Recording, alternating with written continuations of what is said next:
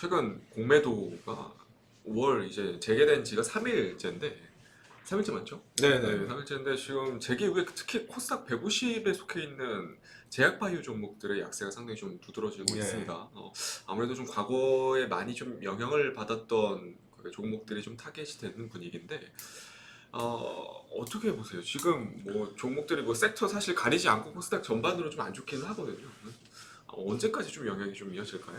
네, 일단은 예전에도 한번 말씀을 드렸지만은 코스닥 대비해서 코스피가 1분기 실적이 조금 더 올라왔습니다. 그렇기 때문에 코스닥이 상대적으로 강했기 때문에 오히려 조정폭이 좀 컸다고 음, 보시면 될 것 같고, 또 이번에 공매도가 재개가 되면서 뭐 코스피 코스닥 가리지 않고 전체 합해서 거래금이 한 2조가 넘는다라고 합니다. 네.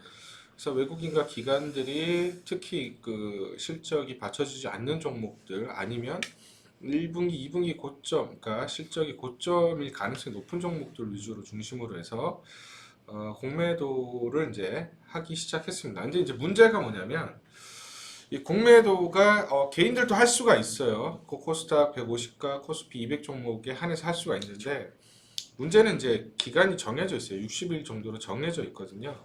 그렇지만 외인과 기간은 기간이 정해져 있지 않습니다. 그렇기 때문에 아직도 기울어진 운동장이라고 보시면 되고 뭐 외인과 기간이 거의 뭐 공매도에 가장 유리한 지점에 있다. 음, 최근에 공매도를 대부분 많이 했던 데는 이제 외국인들이고요. 뭐 저희가 좀 예측을 했습니다. 바이오주 같은 경우에는 미래 성장 가치 혹은 파이프라인 가치로 인해서 올라오고 혹은 뭐 백신이라든지 아니면 치료제 이런 거 관련해서 코로나 관련해서 어떤 기대감들 재료의 가치에 의해서 올라왔기 때문에 사실 공매도 타겟이 될 가능성이 굉장히 크다. 음, 예전부터 저희가 이제 잠깐 언급을 해드렸고 사실 뭐 셀트리온도 잠깐 언급을 좀 네, 해드렸었습니다.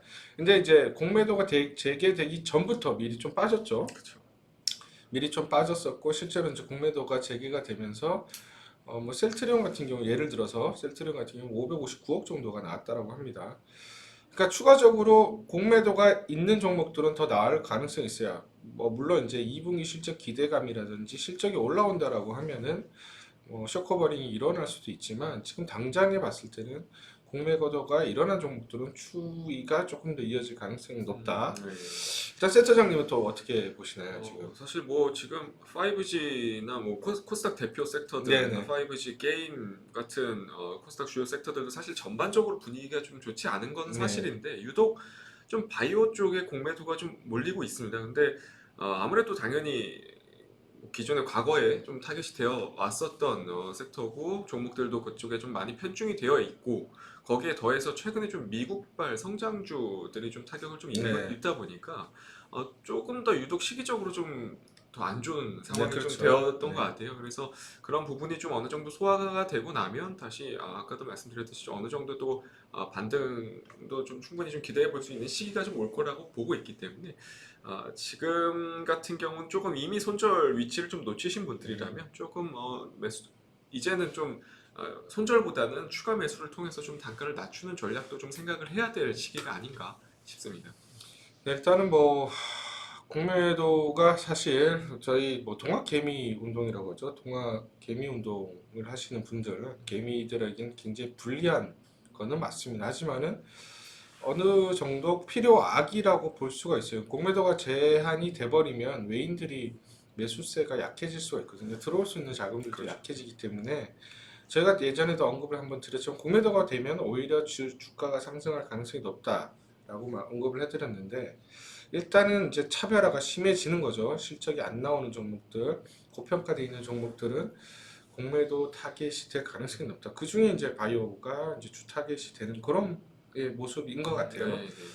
그래서 그 점은 항상 좀 조심을 하셔야 될 것 같고 분기별 아니면 파이프라인 가치를 항상 체크를 하시면서 대응을 좀 하셔야 될 것 같습니다. 그래서 오늘 좀 종목을 가져온 게 사실 바이오 두 종목 그리고 시젠 같은 경우는 사실 뭐 제약바이오로 좀 보기는 어렵지만 그래도 좀 지금 최근에 가장 공매도 관련해서 좀 집중이 되고 있는 종목이라서 저희가 좀 준비를 해봤습니다. 그럼 첫 번째 종목부터 좀 네. 볼까요? 번째 종목이 셀트리온인데 사실 공매도 재개 첫날부터 셀트리온 같은 경우는 공매도 비중이 한 15% 정도 이상을 좀 꾸준히 기록하고 오늘도 제가 확인해 보니까 네. 매매 비중에서 한 20% 정도가 공매도더라고요. 그래서 사실 지금 셀트리온 3사가 모두 좀 상당히 좀 어려운 상황에 좀 놓여 있기는 한데 사실 코스피 코스닥 바이오 종목들 중에서 가장 상징적인 종목들이라 봐도 무관한 그렇죠. 정도인데 예, 너무 좀 좋지 않아요. 이게 조금 희망적인 부분으로 볼 수 있는 점이랑 향후 좀 주가 전망을 좀 한번 해주시면 좋을 것 같거든요. 일단은 뭐 여기서 이제 예전에 작년 이제 10월달, 11월달 그때 주가가 올랐던 거는 치료제 기대감이죠. 사실 셀트리온에서 치료제를 개발을 하고 있고 국내 식약처를 통해서 이제 등록이 되고 인허가까지 받으면서 주가가 한번 크게 슈팅이 나왔습니다. 뭐 거의 뭐 2배 가까이 한 7, 80% 정도 상승을 했는데 이 거품이 지금은 이제 빠지는 상황이다라고 보시면 돼요. 네. 일단은 뭐 셀트리온은 주가 바이오시밀러입니다. 램시마라고 해서 관절염, 이제 류마티스 관절염 치료제인데 요게 이제 침투 속도, 침투력은 굉장히 좋습니다. 무슨 얘기냐면 기존의 오리지널 약들이 굉장히 비싸기 때문에 바이오시밀러 쪽으로 많이 이제 뭐 무브먼트가 좀 일어나고 있고요. 그래서 셀트리온 같은 경우에는 과거 좀 차트를 좀 보면은 요 가격 이제 올라왔던 것들은 사실 실적이 좀 많이 좋아졌기 개선됐기 때문에 올라왔던 거고 아무래도 바이오시밀러 같은 경우에는 추가적으로 약들이 나오지 않으면은 좀 상승 모멘텀이 좀 둔화될 수가 있습니다. 그러니까 지금 거의 단일 약, 뭐 다른 기타 또 있긴 하지만 주 대표적인 게 램시마이기 때문에 램시마의 향후 실적 전망에 따라서 이제 향후 주가가 좀 움직일 것 같고요. 저는 뭐 일단 뭐 게임 업체들도 보면은 단일 게임 혹은 단일 이제 제약사도 마찬가지지만 단일 제약으로 주가가 급반등하기는 사실 좀 어렵다. 그래서 저는 향후 주가도 좀 부정적으로 봅니다. 그리고 그러면 좀 팔가 쪽에 저는 팔가 의견을 드리고요. 셀트리온을 보실 때 셀트리온 헬스케어, 셀트리온 제약을 좀 보셔야 돼요. 무슨 얘기냐면 셀트리온이 매출이 일어나는 건 셀트리온 헬스케어고요.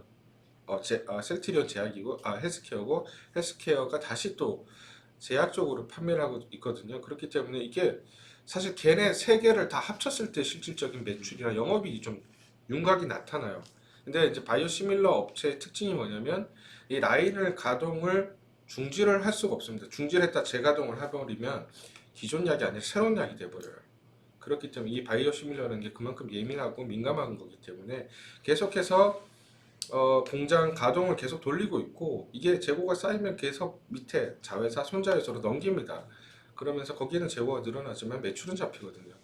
그래서 그런 부분 굉장히 좀 조심해서 보실 필요가 있다. 그래서 저는 팔가 의견 잠깐 드리겠습니다. 얘기해주시고 사실 좀 희망적인 얘기를 좀 요청을 했는데 일단 팔가 쪽 의견이 좀 강하신 것 같아서 저도 사실 현재 위치에서는 일단 결론적으로만 놓고 보면 팔가 쪽에 좀 가깝긴 합니다. 왜냐하면 지금 시장 트렌드에는 사실 좀 부합하지 않는 측면이 있기 때문에 당장 같은 경우는 비교 대상군, 그러니까 비교 대상군에 비해서는 조금 다소 탄력도가 떨어질 수 있다 보니까 저는 일단 팔가 쪽 의견이고 그래도 희망적인 부분을 조금 설명을 드리자면 일단 1분기 실적 같은 경우는 어느 정도 예상치에 부합하는 수준에서 좀 나올 것 같아요. 시장에서 좀 전망하고 있고 저도 뭐 개인적으로 바이오시밀러 같은 경우는 시장의 매출 추이는 크게 변수 요인이 없기 네. 때문에 증권사 커버리지에서 크게 오차 범위가 많이 안 나오더라고요. 크게 안 나더라고요. 그래서 실적은 크게 변수는 없을 것 같고 다만 좀 현재 시점에서 긍정적인 면을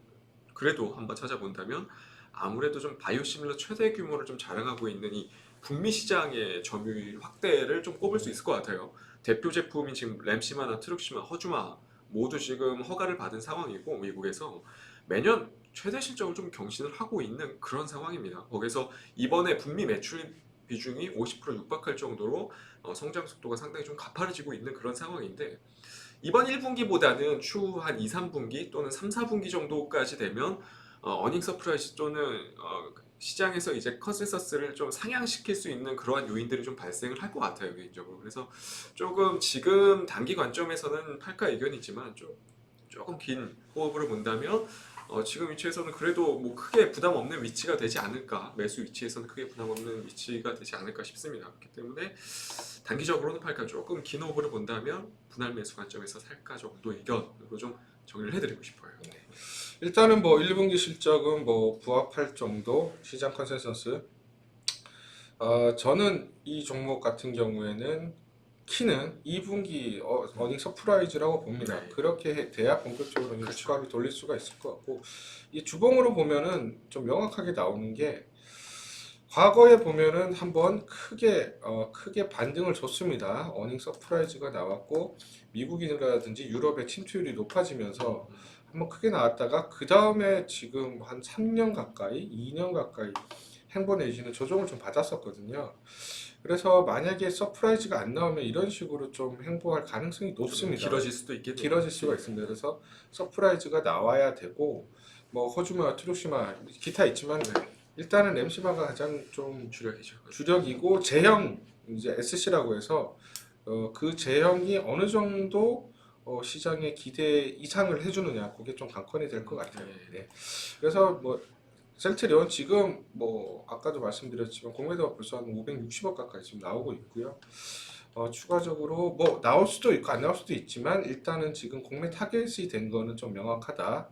다만 이제 여기서 뭐 센터장님 말씀해 주셨지만은 2분기나 3분기 실적 기대감에 따라서 저가 반발 매수세가 유입이 되면 거의 지금 바닥은 거의 다 왔다라고 봅니다. 그래서 이 저가를 깨지 않으면 이제 뭐 어느 정도 지지 라인을 잡고 횡보할 가능성도 좀 있다. 근데 뭐 추세가 급격하게 이렇게 전환되거나 그러긴 좀 어려운 그러긴 상황이죠. 좀 어려운 상황이다. 그거는 좀 참고를 하셔야 될 것 같습니다. 예, 참고를 해주시면 감사하겠습니다. 네. 그다음 이제 두 번째가 제넥신입니다. 사실 좀 개인 투자자분들이 가장 네. 많이 좀 물려있는 코스닥 바이오 종목 중에 하나이지 않을까 싶은데, 최근에 코로나19 백신 관련해서 긍정적인 데이터 소식이 좀 전해졌음에도 불구하고 주가는 생각보다 좀 힘을 받지 못하고 있습니다. 아무래도 좀 공매도 영향이 있지 않나 싶은데, 최근 움직임에 대해서 좀 어떻게 생각을 하시나요?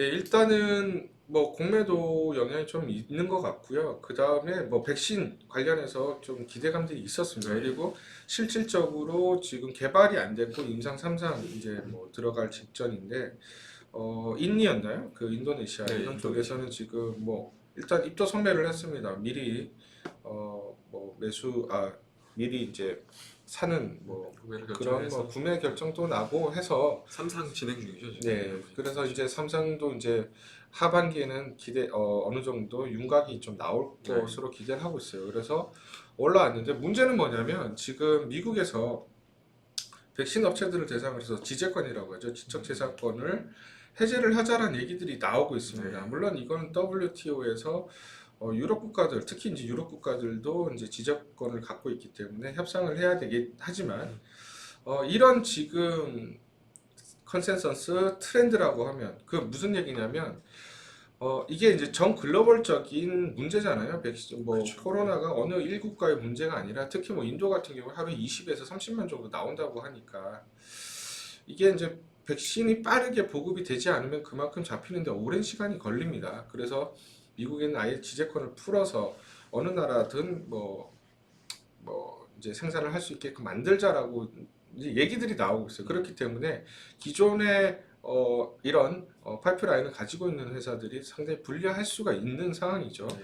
그러다 보니까 이제 전날 같은 게 모더나라든지 이제 기타 백신 관련주들이 좀 많이 하락하는 모습들을 보였고요. 물론 지재권을 뭐 바이든 전 행정부에서는 풀고 싶어 하지만은 쉽지는 않을 겁니다. 기존의 뭐 제약사들 혹은 유럽 회사들이 반발을 거세게 할 가능성이 높기 때문에 그게 단기간에 통과되기는 어렵지만, 어쨌든 이런 얘기들이 나온다라는 건 주가에 그렇게 긍정적인 요인은 아니다. 물론 이제 제넥신이 뭐 하반기에 임상 3상을 마무리하면서 백신이 이제 진짜 실제로 개발이 된다 그러면 정말 좀 주가는 어마어마하게 갈 수가 있어요. 그래서 일단은 저는 뭐 지금 바닥권에서 구태여 팔 의견은 드리고 싶지는 않습니다. 일단은 기존 뭐 파이프라인이 있기 때문에 뭐 보유하신 분들은 조금 더 행보 구간 좀 견디면서 가져갈 필요가 있고요. 신규 진입자분들은 지금 계속 행보 구간들 요거를 지키느냐, 만약 지키면서 다시 61선 돌아설 때 올라올 때 그때 뭐 매수 타이밍을 좀 가져도 되지 않나 이렇게 지금 보고 있습니다. 당장은 매수 그러니까 살가 쪽보다는 그래도 팔가 조금 관망을 하자. 뭐 신규 진입은 보류하자. 네. 이렇게 정리를 하겠습니다.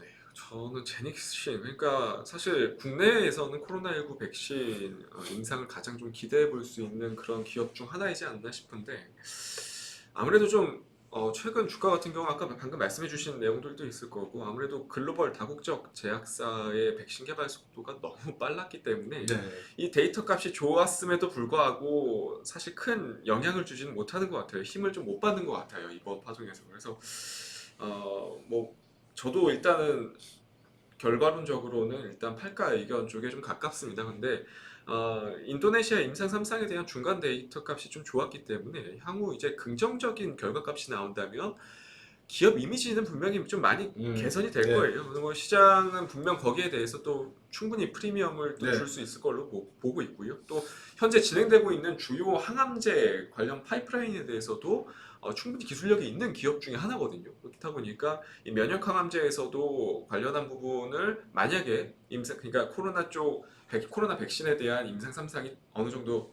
유효성이 좀 입증이 되면 그러한 이제 항암제 관련 파이프라인에서도 시장에서는 다시 좀 주목을 할 수 있습니다. 그래서 저는 뭐 지금 당장은 아니지만 그래도 이 어느 정도 좀 매물 소화가 좀 일어나고 추후에 좀 긍정적인 재료까지 좀 전해졌을 때는 다시 한번 추세를 좀 만들어내지 않을까 싶은 바이오 기업 중에 하나예요. 그래서 만약에 코스닥 종목 중에서 나는 조금 임상 관련 바이오 종목에 좀 투자를 하고 싶다 하시는 분들 같은 경우는 제넥신 같은 경우는 충분히 기술력이 좀 입증이 어느 정도 기술 수출도 많이 좀 이루어진 종목 중에 하나 기업 중에 하나고요. 그렇기 때문에 충분히 좀 관심 있게 지켜봐도 괜찮지 않을까 싶습니다. 그러니까 뭐 결국은 가지고 있는 항암제 관련된 파이프라인 가치 그리고 백신에 대한 코로나 백신에 대한 파이프라인 가치를 봤을 때는 회사가 나쁘지는 않습니다. 네. 네. 그렇지만 일단은 뭐 주봉을 보셔서도 아시겠지만 여기서 이제 여기까지 올라갔던 건 사실 코로나 백신에 대한 기대감이거든요. 그러면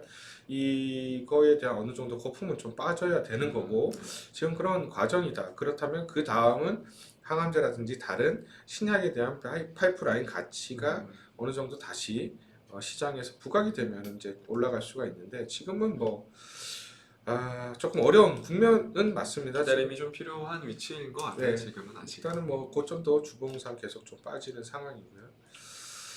조금 뭐 지금은 뭐 급격히 빠지는 것보다는 행보하면서 물량들을 어느 정도 소화해 가는 그런 과정들을 거칠 것으로 보고 그 있습니다. 그림이 가장 좀 유력할 것 같아요. 제가 네. 생각해도. 그다음 제목 마지막 종목 시세를 참 보겠습니다.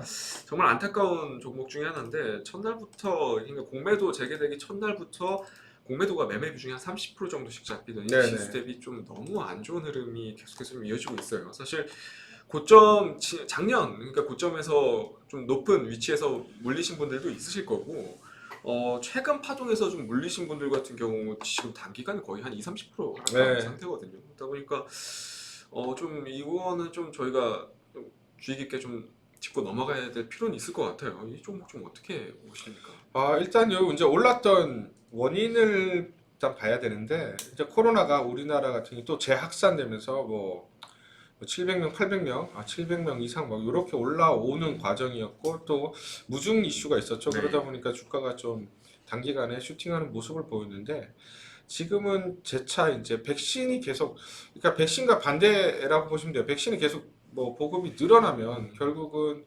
코로나 감염자가 좀 줄어들 수가 있고 사회적으로도 감염에 대해서 뭐 이제 검진을 이제 적게 하게 되기 때문에 그래서 이제 뭐 그런 이슈들 때문에 지금 뭐 하락을 한다라고 보시면 될 것 같고요.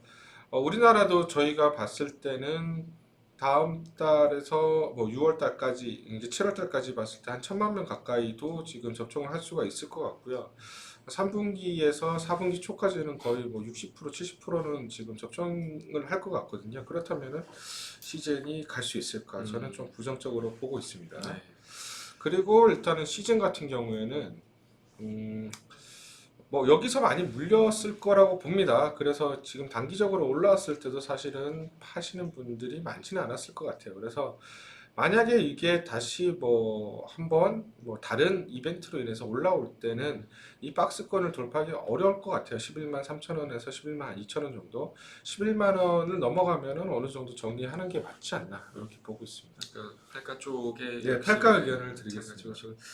저도 뭐 사실 일단 큰 거래 대금이 최근에 좀 하락해서 큰 거래 대금이 실리지 않으면서 내려온 점은 조금 그나마 다행이지만 하락 추세가 좀 너무 가파르다 보니까 사실 추후에 반등이 나와도 V자 반등의 그림은 조금 어려울 수 있습니다. 그래서 저도 개인적으로는 지금 현재 시장에서는 다른 대안의 종목들이 조금 더 많기 때문에 객관적으로 봤을 때는 조금 팔가 이견에 가깝다고 좀 말씀드리고 싶고요. 일단 현재 위치에서부터는 사실 저는 그렇게 크게 비싸다고 보지는 않습니다. 뭐 단기 트레이딩 관점에서는 충분히 좀 이용을 해볼 수 있는 그런 관점이지만 중장기적으로 봤을 때는 조금 더 기대 수익을 높게 책정할 수 있을 만한 종목군들이 코스피 코스닥 내에서 대표적인 종목군들에서 좀 많이 있는 상황입니다. 그렇다 보니까 시장 같은 경우 추후에 이제 뭐 바이오 기업으로 좀 재탄생하거나 인수를 통해서 그런 액션들이 좀 있을 때는 충분히 다시 주가가 추세를 좀 형성할 가능성은 좀 있다고 봐요. 하지만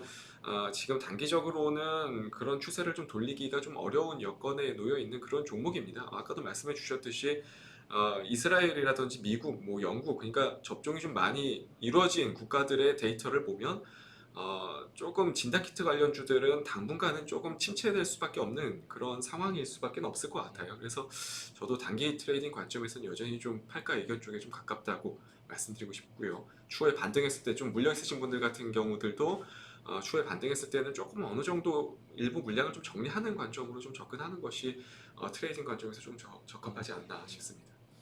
일단은 지금 뭐 백신에 관한 지적재 사건을 풀자는 얘기들이 지금 나오고 있는 상황이고요. 거기다가 물론 이제 코로나 같은 경우는 우리 뭐 독감처럼 토착화가 될 가능성이 굉장히 높습니다. 그렇기 때문에 완벽하게 없어지진 않을 테고 매년 백신 접종을 맞아야 되고 그 다음에 또 간간히 집단 감염이 일어날 수가 있기 때문에 뭐 진단 키트는 꾸준히 매출이 일어날 겁니다. 토착화가 되기 때문에 다만 과거 같은 팬데믹이 일어나지 않는 상황이 올 거기 때문에 네. 과거와 같은 그런 급격한 매출이 일어나기는 어렵다. 그렇다면은 다른 뭐 어떤 진단 키트라든지 다른 어떤 뭐 신상품들이 좀 있어야 될 것 같고요. 다른 돌파구가 필요한 네. 상황일 것 같아요. 그래서 전체적으로 백신 관련주들도 지금 뭐 지적재산권 문제들이 있고 그 다음에 뭐 셀트리온 같은 경우도 치료제인데 지금 뭐 다른 제약사들도 치료제들을 많이 개발을 하고 있는데 뭐 간편하게 경구용으로 지금 만드는 그런 과정들이 있어요. 그래서 뭐 임상 물론 2상, 3상 과정이긴 하지만 빠르면 연말 아니면 내년 초에 또 경구용 치료제들이 나올 수가 있기 때문에 시중에서 뭐 약국에서 감기약 사듯이 치료제를 산다던가 아니면 이제 뭐 1년에 2번 정도 주기적으로 백신을 접종하는 그런 시대가 올 겁니다. 그렇기 때문에 우리나라 제약사 혹은 이거 관련된 백신이나 치료제나 혹은 진단키트 쪽은 조금 뭐 중장기적으로 봤을 때 저는 그렇게 긍정적이지만은 않다 이렇게 생각을 합니다. 뭐 다만 조금 긍정적인 면을 좀 제시를 해드리자면 지금 세 개 종목 다 좀 저희가 좀 부정적인 의견을 드리긴 했는데 그래도